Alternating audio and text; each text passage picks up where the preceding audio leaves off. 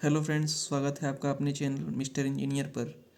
मैं हिमांशु सिंह, आपका अपना दोस्त, हाजिर हूँ एक नए वीडियो में, जिसमें मैं एक एटीयू के रिन्यूएबल एनर्जी रिसोर्सेज सब्जेक्ट के 5th और लास्ट यूनिट को डिस्क्राइब करने जा रहा हूँ।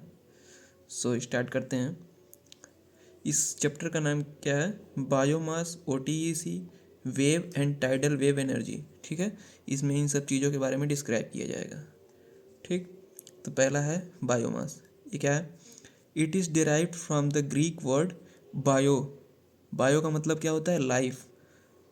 It refers to solid carbonaceous material. ये किसको रिफ़र करता है? सॉलिड कार्बोनियस मटेरियल को। ठीक, derived from the plants and animals, waste एक्सट्रैक्ट्रा से ड्राइव होते हैं ये सब। The term biomass generally refers to a renewable organic material generated by plants in a process of photosynthesis. ठीक है, ये फोटोसिंथेसिस का एक प्रोसेस दिया गया है। इसमें क्या है? 6CO2 plus 6H2O gives in sunlight C6H12O6 plus 6O2।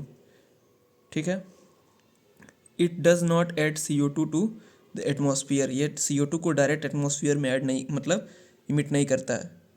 Eight is as it absorb the same amount of carbon in the growing the plant को ग्रो करने में कार्बन का यूटिलाइजेशन किया जाता है इसमें। And release the consumed as a fuel. ठीक, अगला है एक ग्राफ दिया गया है, पाई चार्ट, जिसमें बताया गया है कि डिफरेंट रिन्यूएबल एनर्जी रिसोर्सेज का इंडिया में क्या क्या, फॉरेन नेशन में कितना उसका परसेंटेज है। ठीक है, तो बायोमास का सबसे ज़्यादा है, इसका 49.2% है। उसके बाद से टाइडल है 9.5, सोलर है, विंड है, सोलर पीवी मतलब फोटोवोल्टिक सेल है, माइक्रो हाइड्रो है, अदर जो भी हैं 10%। ठीक है, इसको देख सकते हैं आप। अगला है बायोमास रिसोर्सेज। कहाँ कहाँ से रिसोर्सेज हैं बायोमास के? तो फॉरेस्ट से कहाँ से? वुड, लीफ, एनिमल्स वेस्ट, इनसे मतलब जो एक्सट्रैक्ट होते हैं वो रिसोर्सेज हैं। उसके बाद से एग्रीकल्चर रेजिड्यू से straw, rice husk, coconut shell, groundnut shell, sugar cane etcetera से। एनर्जी क्रॉप से भी कुछ रिसोर्सेज हैं। कौन से? शुगर प्लांट्स हैं, starch plants, oil producing plants हैं, एक्वाटिक प्लांट्स हैं जैसे वाटर हाई एंथेटिक प्लांट, कीप, एल्गीज हैं, सीवेड्स हैं, और अर्बन वेस्ट से भी हैं, म्यूनसिपल सॉलिड वेस्ट, MSW जिसको जानते हैं। उसके बाद से सी वेजेस हैं, लिक्विड वेस्ट। ठीक, usable form of energy biomass कौन कौन से हैं? फ्यूल वुड हैं, चारकोल हैं, फ्यूल प्लांट्स हैं, इसको प्लेटेट्स हैं, इसको बैरिक्विट्स भी कहते हैं, बायोडीजल्स हैं, बायोगैस हैं, प्रोड्यूसर गैस हैं। ठीक है, बायोमास कन्वर्जन थ्योरी। ठीक है, कौन कौन सी कैटेगरी होती हैं बताया गया है इसमें थ्योरी में। तो एक है physical and mechanical, direct combustion, thermochemical और बायोकेमिकल के थ्रू। तो फिजिकल एंड केमिकल भी दो टाइप का होता है, पेल्टाइजेशन और बैरिक्वेटिंग। और बायोकेमिकल भी दो टाइप का होता है, कौन कौन सा? इथेनॉल फर्मेंटेशन और एनारोबिक फर्मेंटेशन। ठीक है, पहला देखते हैं फिजिकल मेथड कौन सा है। तो इसमें पेल्टाइजेशन है। तो पेल्टाइजेशन में क्या होता है? It is the process in which waste wood is pulverised, dried and forced under the pressure through a extraction devices. Extrusion devices का यूज करके वो जो वुड है, वेस्ट वुड, उसको एक लट्ठे के फॉर्म में, एक इसके फॉर्म में प्रोड्यूस किया जाता है प्रेशर और फोर्स को लगा के। और ब्रिक्वेटिंग में क्या होता है कि ये जो बड़ा साइज का था, इसी को हम लोग छोटे छोटे साइज के कई सारे ब्लॉक्स में डिवाइड करते हैं, कंप्रेस्ड साइज के ब्लॉक में। तो इसी को हम लोग कंप्रेस्ड जो ब्लॉक होता है स्मॉल साइज का, इसको हम लोग बोलते हैं बैरिक्वेट्स। ठीक है, और इससे सरफेस एरिया जो होता है वो इंक्रीज हो जाता है। ठीक है, ड्राइड कंबस्चन, इसमें क्या होता है? तो it is the process the biomass is burn in the presence of oxygen, oxygen के प्रेजेंस में बायोमास को हम लोग बर्न करते हैं और हीट को प्रोड्यूस करते हैं, लाइट को प्रोड्यूस करते हैं, ठीक है, और कुछ कंबस्चन प्रोडक्ट्स भी जो होता है वो प्रोड्यूस होते हैं, ठीक है। ओपन में इसको बर्न किया जाता है। थर्मोकेमिकल, इसमें क्या होता है, it is the process to convert biomass into a more valuable और convenient product known as pyrolysis, ठीक है। इसमें क्या होता है, बायोमास को एक प्रोडक्ट में कन्वर्ट करते हैं जिसको बोलते हैं हम लोग पायरोलिसिस।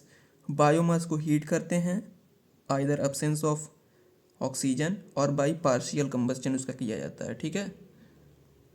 उसके बाद से इसके टू प्रोसेस क्या करने के लिए, रिलीज करने के लिए H2O, CO2, CO2, CO, CH4, N2 मतलब नाइट्रोजन और एक्सेट्रा, ये सब इससे प्रोड्यूस होते हैं। बायोकेमिकल में क्या है, दो टाइप का होता है ये, एथेनॉल फर्मेंटेशन और एनारोबिक फर्मेंटेशन। एथेनॉल फर्मेंटेशन में क्या है, 10% जो है एथेनॉल है वो प्रोड्यूस होता है by the fermentation of sugar के फर्मेंटेशन से। और एनारोबिक फर्मेंटेशन में क्या होता है, it is the process converts decaying wet biomass and animal waste into biogas. जो एनिमल वेस्ट है और बायोमास है उसको हम लोग कन्वर्ट करते हैं डिकम्पोजिशन प्रोसेस के थ्रू, किसमें, बायोगैस में, ठीक है। और इसमें एनारोबिक बैक्टीरिया का यूज़ किया जाता है डिकम्पोजिशन के लिए या फर्मेंटेशन के लिए, ठीक है। यहाँ पर दिखाया गया है कि डीकेइंग वेट बायोमास 20 से लेके 55 डिग्री सेंटीग्रेड तक एनारोबिक फर्मेंटेशन होता है एनारोबिक बैक्टीरिया के थ्रू, ठीक है। और बायोगैस जो होती है रिलीज होती है। बायोगैस के मेन कंपोनेंट कौन कौन से होते हैं, तो CH4 यानी मीथेन और कार्बन डाइऑक्साइड, ठीक है। अब देखते हैं स्टेजेस कौन कौन से हैं बायोगैस जनरेशन के। तो पहला स्टेज है हाइड्रोलिसिस, यानी हाइड्रोजन डाइऑक्साइड का जुड़ना, ठीक है। तो अगर हम सेलुलोज लें और उसमें हाइड्रोजन डाइऑक्साइड को जोड़ें तो क्या होगा, हमें सॉल्युबल ग्लूकोज न्यूट्रिएंट्स मिलेगा, ठीक है।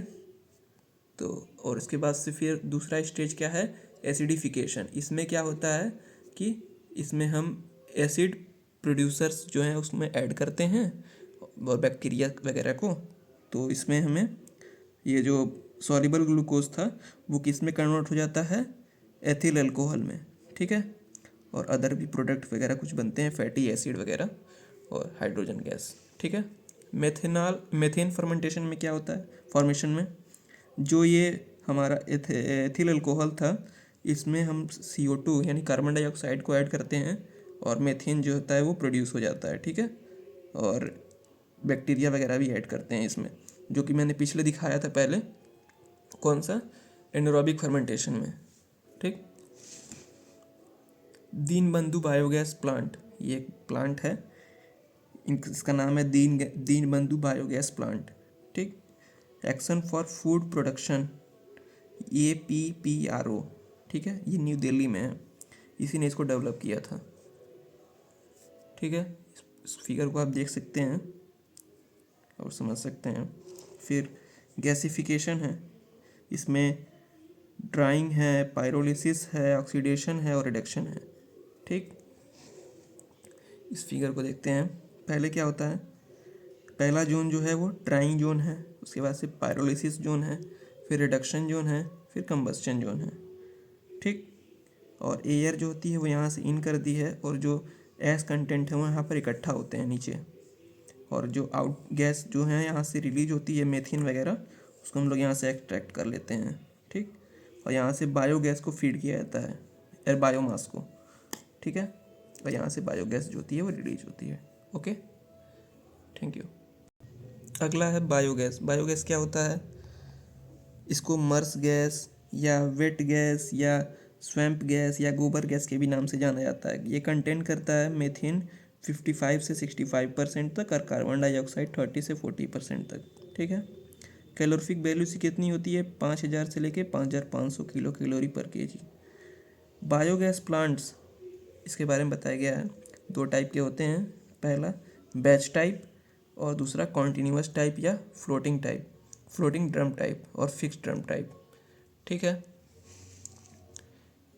अगला है factors affecting factor affecting biogas generation, ठीक है।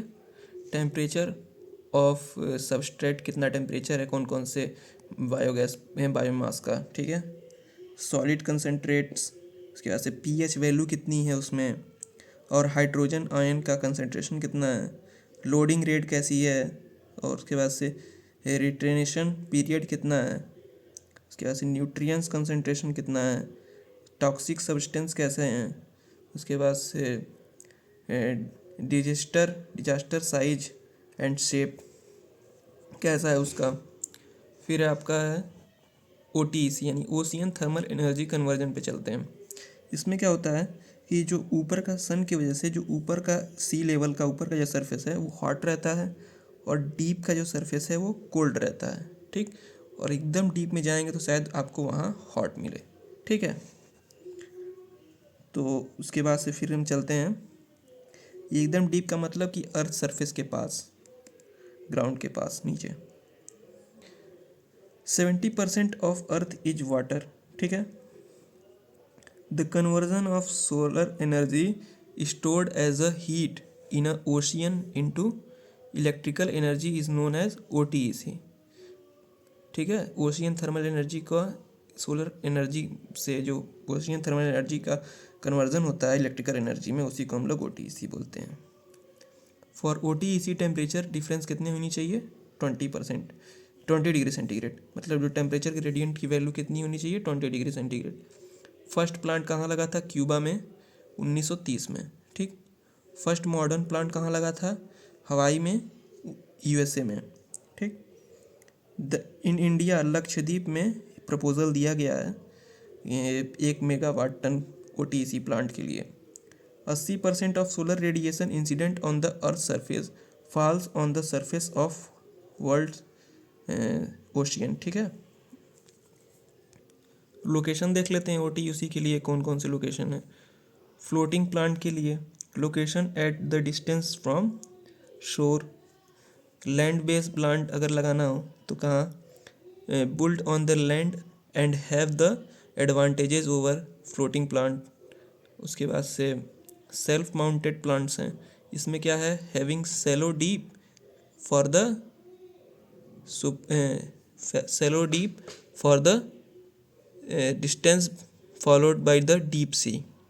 उसके बाद से ग्रेजिंग प्लांट्स हैं, mounted on the ship that are free to move. ये शिप्स के अंदर माउंटेड होते हैं, और शिप जो होती है हर जगह मूव कर सकती है इधर से उधर, ठीक है।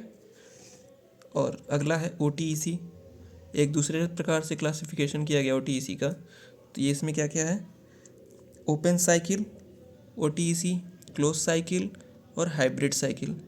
इसको क्लोज साइकिल को एडर्सन साइकिल भी बोलते हैं, ठीक है, और इसको क्लोएड साइकिल भी बोलते हैं। अगला देखते हैं एक एक करके ओपन साइकिल क्या है। ओपन साइकिल में देख सकते हैं आपकी डायरेक्टली जो है हम यूज करते हैं और फिर इसको डिस्चार्ज कर देते हैं वाटर को, ठीक है। सबसे पहले इवापोरेटर में क्या करते हैं, वार्म वाटर जो अपर सी लेवल पे है उसको यूज करके यहाँ पर हम लोग उसको जो वर्किंग फ्लूइड है उसको हीट करते हैं और उसको फिर टरबाइन में सेंड करते हैं। फिर एक झाग स्टीम में निकलती है, उसको हम लोग कोल्ड सी वाटर का यूज करके यानी डीप वाटर का यूज करके उसको कंडेंस करते हैं, ठीक। अगला है क्लोज साइकिल। क्लोज साइकिल में क्या है कि कंडेंसर ये लगा है, ये इवापोरेटर, ये टरबाइन है, ठीक है। तो यहाँ पर वार्म वाटर का यूज करके इवापोरेटर में सेंड करेंगे और वर्किंग फ्लूइड जो है वो अंदर ही रहता है, ठीक है। और ये केवल इसमें हम लोग डायरेक्ट यूज नहीं करते हैं वाटर का, सी वाटर का। इसमें हमारा वर्किंग फ्लूइड अलग रहता है। इसमें NH3 वेपर, NH3 जो है वो हमारा वर्किंग फ्लूइड है, ठीक। इवापोरेटर में क्या हुआ, टेम्परेचर राइज हुआ तो ये वेपर में कन्वर्ट हो गया NH3, फिर टरबाइन में गया, यहाँ पे लो टेम्परेचर और लो प्रेशर टरबाइन NH3 जो है वो कंडेंसर में गया। फिर यहाँ से कंडेंसर में टेम्परेचर लॉस हुआ उसका, कैसे, क्योंकि कोल्ड डीप वाटर से हम लोग उसको टेम्परेचर को लॉस करेंगे सी के, ठीक। और ये फिर साइकिल ही चलती रहेगी और लिक्विड में चेंज हो जाएगा यहाँ पे कंडेंसर से निकल के, ठीक है। अगला देखते हैं हाइब्रिड साइकिल। इसमें क्या होता है कि सी वाटर जो है वो यहाँ पर हम एक कंटेनर में स्टोर करते हैं। ये एक हीट एक्सचेंजर की तरह बिहेव करता है, ये ऑपरेटर है। इसमें क्या है, सी वाटर को इन करते हैं, सी वाटर को आउट करते हैं यहाँ से। पहले क्या, सी वाटर जब इन हुआ तो जो स्टीम के जो फॉर्म में है वो ऊपर से चला गया और वाटर जो है वो यहीं रह गया, ठीक है। और इसको फिर हम लोग क्या करेंगे, स्टीम का यूज करके, और जो वर्किंग फ्लूइड है हमारा अमोनिया, उसको इवापोरेट करेंगे। और फिर यहाँ से जो एग्जॉस्ट स्टीम है, जो कि अपना ओशियन का जो मतलब वाटर है, वो क्या किया कि अपना हीट जो है वो इस अमोनिया को ट्रांसफ़र कर दिया और अपने खुद लिक्विड के फॉर्म में कन्वर्ट हो गया। तो इसको फिर हम लोग एक्सट्रैक्ट करके यहाँ से और फिर ओशियन में रिलीज कर देंगे, और ये अपना साइकिल चलता रहेगा। कंडेंसर है, टरबाइन, ये जानते ही हैं वर्क आप इसका, ठीक। और जो कंडेंसर है इसमें हम लोग कोल्ड सी वाटर का यूज करते हैं या डीप वाटर का यूज करते हैं ओशियन के, ठीक है। वेव एनर्जी क्या है, it is derive from the wind. Ultimate source of energy क्या है, सन है, और सन से ही विंड एनर्जी डिराइव होती है, और विंड एनर्जी से वेव एनर्जी डिराइव होती है, ठीक है।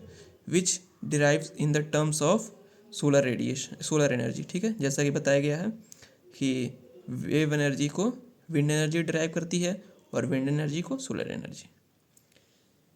Wave are formed on the surface of water by frictional action of the wind, resulting in the radial depression of energy from the blowing wind in all direction, ठीक है।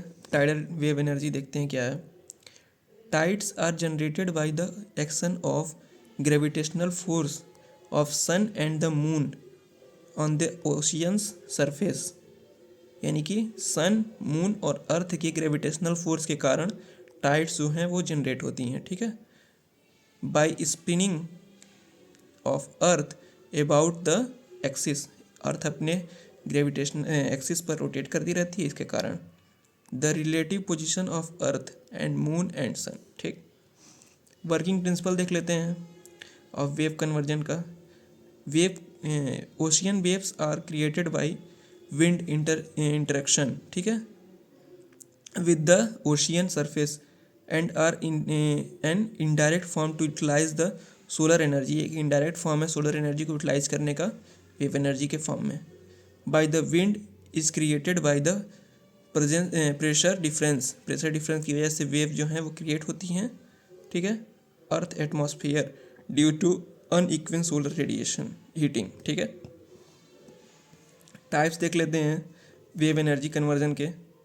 तो horse pump है, प्लेम्स है, उसके बाद से ऑसिलेटिंग वाटर कॉलम डिवाइसेस है, principle of tides, जैसा कि मैंने बताया कि वेव एनर्जी कैसे, टाइड्स एनर्जी कैसे प्रोड्यूस होती हैं, तो सन, मून एंड अर्थ के ग्रेविटेशनल मोशन फोर्स के कारण टाइड्स जो हैं वो जनरेट होती हैं, ठीक है। अपटाइड, हेप्टाइड, ये सब एप्टाइड और ये सब टाइड्स के फॉर्म है, ठीक है। Okay, so thank you so much for watching this video. If you like then please subscribe the channel and like the channel, and if you feel free to send this link to your friends. Okay, thank you so much for watching this video.